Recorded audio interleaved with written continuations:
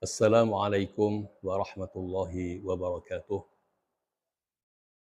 Bismillahirrahmanirrahim. Alhamdulillahi rabbil alamin. Wassalatu wassalamu ala nabiyyina wa maulana wa habibina wa sayyidina Muhammadin sallallahu alaihi wasallam wa ala alihi wa ashabihi wa man tabi'ahu bi ihsan ila yaumiddin.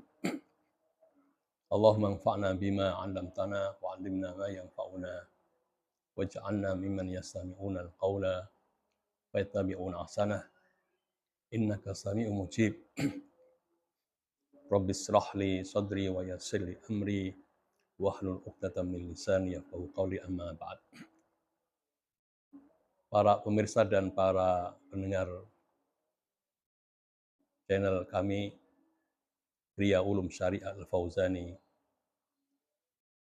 di mana saja berada, yang senantiasa dirahmati oleh Allah Subhanahu wa taala, para santri online yang berbahagia.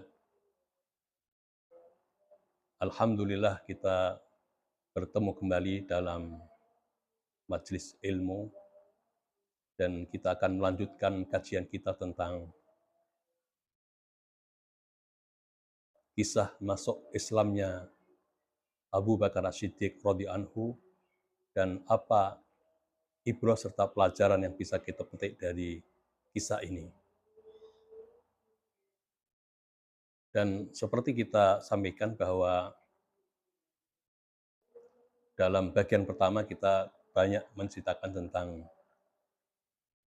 proses ataupun saat-saat di mana Nabi Muhammad SAW mengajak dan menyeru kepada sahabat Abu Bakar Siddiq untuk memeluk agama Islam. Dan seperti kita ketahui bahwa Abu Bakar As-Siddiq menjadi salah seorang yang pertama dijadikan sasaran dakwah Nabi Muhammad SAW.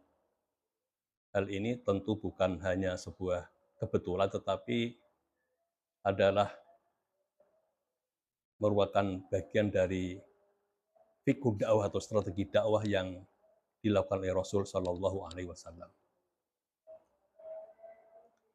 Seperti kita ketahui bahwa sahabat Abu Bakar Siddiq ini memiliki persahabatan dan pertemanan dengan Nabi Muhammad SAW sebelum beliau memeluk agama Islam, dan Abu Bakar Siddiq ini memiliki kelebihan-kelebihan yang banyak yang tidak dimiliki juga oleh orang-orang yang lain. Di antaranya umpamanya beliau memiliki kecerdasan akalnya begitu, sehingga dia selalu hadir dalam forum-forum di Darun Nadwa sebagai sebuah forum yang dikenal di kalangan suku Quraisy untuk membicarakan problem-problem kesukuan, yaitu suku Quraisy.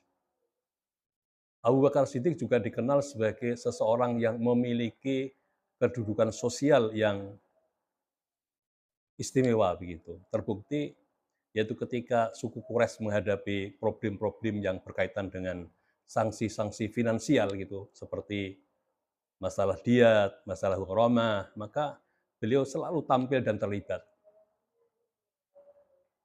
Abu Bakar As-Siddiq juga seseorang yang dikenal memiliki jaringan hubungan yang luas begitu. Karena beliau sebagai seorang pelaku bisnis, sehingga dia berinteraksi dengan banyak orang, sampai juga orang-orang yang berada di luar kota Makkah. Di samping dia memiliki akhlak yang tinggi, akhlak yang mulia, dan oleh karena itulah rumah beliau itu sering dijadikan sebagai tempat persinggahan para anak-anak muda, berbicara dan membahas segala hal yang berkaitan dengan suku Quraisy atau secara umum yaitu kabilah yang ada di Makkah. Jadi para pemirsa dan para pendengar semua yang dimuliakan oleh Allah SWT, di sini mengandung satu ibrah atau pelajaran bahwa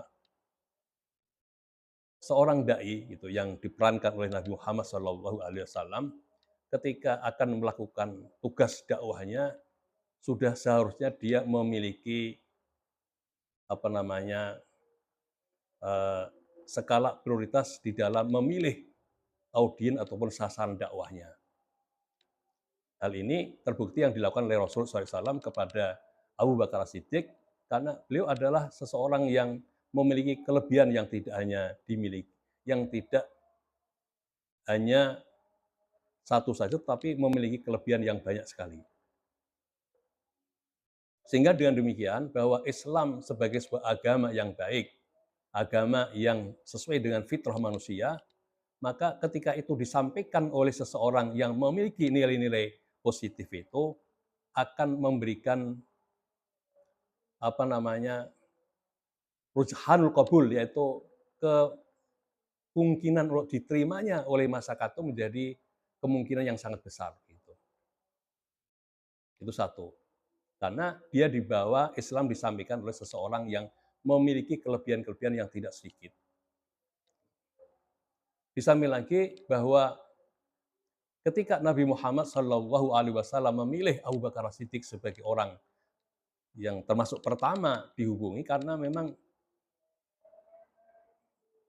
seperti Abu Bakar Siddiq yang memiliki kelebihan yang bermacam-macam itu, memiliki otak dan kecerdasan yang cemerlang itu, ini akan menjadi sesuatu hal yang positif yang menjadikan Islam itu akan mudah diterima gitu. Berlainan ketika Islam itu disampaikan kepada orang-orang yang akalnya itu tidak bisa berpikir baik. Oleh karena itulah di dalam Al-Quran banyak sekali sebuah ungkapan-ungkapan yang disampaikan oleh Allah, afala taqilun, apakah kalian tidak berakal?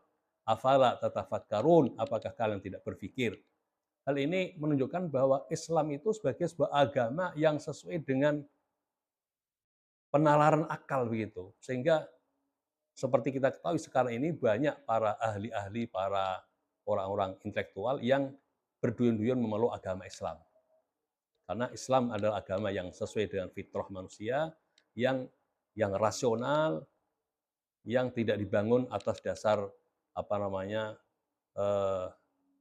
ketaatan yang tidak bersumber kepada nilai-nilai akal yang sehat. Jadi itu satu pelajaran yang bisa kita ambil, yaitu bahwa ketika Nabi Muhammad SAW memilih Abu Bakar Siddiq, itu setidak-tidaknya ada dua pelajaran tadi. Pertama yaitu bahwa Abu Bakar Siddiq sebagai seseorang yang memiliki kelebihan itu sehingga menjadi skala prioritas yang perlu disampaikan dakwah itu kepada beliau. Yang kedua adalah Abu Bakar Siddiq yang memiliki kelebihan yang bermacam-macam itu akan menjadikan lebih mudah Islam itu diterima oleh beliau. Oleh karena itulah ketika kita menyampaikan Islam ini, sebaiknya untuk kita lakukan seleksivitas tadi, siapa di antara mereka yang lebih unggul pribadi dan akhlaknya, maka ketika itulah kita sampaikan, walaupun kita secara syar'i kita juga memiliki kewajiban untuk menyampaikan Islam itu kepada semua umat manusia. Para pemirsa dan para pendengar semua yang dimuliakan oleh Allah Subhanahu wa taala, pelajaran dan ibrah lainnya adalah bahwa ketika Islam itu sudah diterima dan dipeluk oleh Abu Bakar Siddiq, maka Islam itu tidak hanya disimpan oleh Abu Bakar Siddiq. Jadi tidak stagnan, tidak mandek di dalam lubuk hati dia, tetapi Islam itu telah menggerakkan dia menjadi orang yang aktif dan dinamis menyampaikan itu kepada orang-orang yang ada di sekitarnya, terutama adalah orang-orang yang sudah memiliki hubungan persahabatan dan pertemanan yang kuat, seperti Utsman bin Affan, pamannya, Sa'ad bin Abi Waqqas, Utsman bin Mad'un, kemudian Abdurrahman bin Auf, ada Al-Arqam bin Abil Arqam, dan semua ini adalah orang-orang yang pertama kali mereka disampaikan dakwah Islam itu kepada mereka oleh Abu Bakar As-Siddiq. Jadi ini menunjukkan kepada kita sekalian bahwa Islam yang kita terima ini menjadi seharusnya seseorang yang menerima Islam itu untuk bergerak, untuk aktif untuk dinamis menyampaikan Islam itu kepada lingkungannya, kepada masyarakatnya, kepada orang-orang yang mungkin bisa dihubungi dan dilakukan. Dan saya kira tidak ada alasan bagi seorang untuk tidak bisa, karena seperti dikatakan oleh seorang ahli sosiologi bahwa manusia itu adalah makhluk sosial begitu. Artinya siapapun dia mesti memiliki pertemanan. Ketika dia berada di tempat kerja, dia punya teman juga, teman-teman sekerjanya. Ketika dia seorang mahasiswa, dia juga punya teman-teman mahasiswa. Ketika dia seseorang buruh, tentu umpamanya dia juga punya kawan-kawan yang seprofesi dengan dia. Jadi oleh karena itu menjadi sesuatu yang tidak bisa dibetulkan kalau seseorang itu ketika menerima Islam kemudian dia tidak aktif, tidak bergerak, tidak dinamis, dan tidak memberikan pengaruh positif kepada lingkungan dan masyarakatnya. Jadi inilah pelajaran dan ibrah yang bisa kita ambil. Nah, yang ketiga adalah yaitu ketika Abu Bakar As-Siddiq radhiyallahu anhu memeluk Islam, maka Islam yang diterima ini memiliki komitmen yaitu bagaimana beliau mengislamkan keluarga rumahnya gitu. Terbukti seperti anak-anaknya Asma, kemudian Siti Aisyah, kemudian juga istrinya Ummu Rayyan, sampai juga pembantunya yaitu Amir bin Fuhairah. Jadi semuanya ini alhamdulillah melalui tangan Abu Bakar Siddiq akhirnya mereka semua bisa masuk agama Islam. Dan ternyata bahwa mereka itu pada akhirnya menjadi sumber daya insani, menjadi kekuatan yang sangat dibutuhkan ketika beliau melakukan hijrah bersama Rasul Shallallahu Alaihi Wasallam. Nah, putranya Abdurrahman, Abdurrahman bin Abu Bakar, ditugasi ketika terjadi hijrah tadi untuk memata-matai atau menyirimkan berita yang sedang terjadi menjadi berita di kalangan orang-orang Makkah pamannya. Kemudian di malam harinya beliau datang ke gua Hira begitu. Begitu pula Amir bin Fuhairah untuk menghilangkan jejak perjalanan itu Abdurrahman itu dia menggembala kambingnya di sekitar gua tadi, sehingga bekas-bekas jalan yang dilalui oleh Abdurrahman itu menjadi terhapus. Begitu pula Siti Aisyah dan putrinya yang lain, yaitu Asma, mempersiapkan akomodasi yang diperlukan oleh Nabi Muhammad SAW dan juga Abu Bakar Siddiq selama dalam keadaan transit di gua tadi. Jadi ini adalah merupakan hasil dari tugas dakwah atau dakwah yang dilakukan oleh Abu Bakar Siddiq ketika dia telah menerima Islam. Oleh karena itu, ini adalah pelajaran lain dari Islamnya Abu Bakar ini, ketika seseorang itu memeluk agama Islam, maka seharusnya dia juga memiliki upaya, memiliki semangat untuk bagaimana agar supaya lingkungan rumahnya itu menjadi para pendukung dakwah, para pendukung agama Islam, sehingga semuanya itu akan diberdayakan dalam rangka Izul Islam wal Muslimin, dalam rangka mensukseskan dakwah itu. Nah, kaum muslimin, para pemirsa dan para pendengar semua yang dimuliakan oleh Allah Subhanahu wa taala. Jadi itulah beberapa pelajaran yang bisa kita ambil dari masuk Islamnya Abu Bakar Siddiq, yang sudah barang tentu menjadi nilai-nilai yang sangat penting bagi kita sekalian ketika kita mengemban misi dakwah ini, dan ketika kita memeluk agama Islam ini, kita pahami sebagai agama Islam yang bergerak, yang haroki, Islam yang dinamis, Islam yang tidak hanya stagnan mandek di dalam lubuk hatinya sendiri, tetapi bagaimana kita menjadi para penggerak Islam. Hal itu seperti tentu kita terinspirasi dari apa yang dilakukan oleh Abu Bakar Siddiq ketika beliau telah masuk agama Islam ini. Jadi para pemirsa dan para pendengar semua yang dimuliakan oleh Allah SWT, saya kira mungkin itu yang bisa kita sampaikan dalam kesempatan ini, dan mudah-mudahan memberikan manfaat bagi kita sekalian, baik para pemirsa dan para pendengar semuanya, para santri, dan khususnya juga bermanfaat dan menjadikan keberkahan bagi orang tua kita, para guru-guru kita, dan semuanya insya Allah menjadi orang-orang yang akan dinilai oleh Allah SWT menjadi orang-orang yang baik, dan tentu akan membahagiakan mereka semua di alam kelanggengan nanti.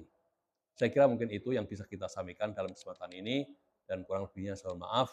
Akhirul kalam, wassalamualaikum warahmatullahi wabarakatuh. Dan mari kita tutup dengan membaca hamdalah dan doa kafaratul majlis. Alhamdulillahirabbil alamin. Subhanakallahumma wa bihamdika asyhadu an la ilaha illa anta nastaghfiruka wa natubu ilaik. Wassalamualaikum warahmatullahi wabarakatuh.